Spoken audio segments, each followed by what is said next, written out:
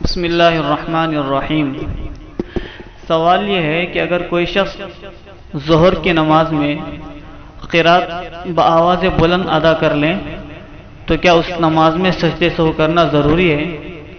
جس کی تفصیل اس طریقے سے ہے کہ جن نمازوں میں یا جن رکعتوں میں آہستہ آواز سے قرات کرنا ضروری ہے، اس میں اگر امام بلند آواز سے تلاوت کر لیتا ہے یا سری نماز میں بلند آواز سے تلاوت کر لیتا ہے تو اگر اتنی مقدار بلند آواز سے یا آہستہ آواز سے قرات کر لے کہ جس مقدار قرات سے نماز درست ہو جاتی ہے، یعنی 3 مختصر آیتوں یا ایک لمبی آیت کے بقدر، تو اس سے سجدے سہو واجب ہو جاتا ہے۔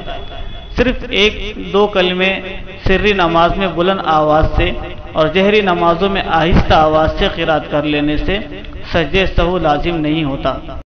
اسی طریقے سے اور ایک سوال ہے کہ اگر کوئی شخص مغرب کی نماز تنہا پڑھ رہا ہے یا عشاء کی نماز اکیلے پڑھ رہا ہے تو اسے قرات آواز سے کرنا چاہیے یا پست آواز سے کرنا چاہیے؟ جی، جواب سماعت فرمائیے۔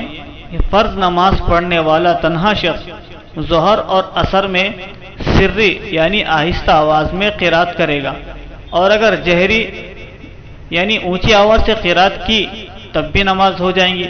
البتہ فجر، مغرب اور عشاء میں جہری یعنی اونچی آواز سے قرات کرنا افضل ہے، اور اگر آہستہ قرات کی تب بھی نماز بلا کراہت ادا ہو جائیں گی۔ واللہ اعلم بالصواب۔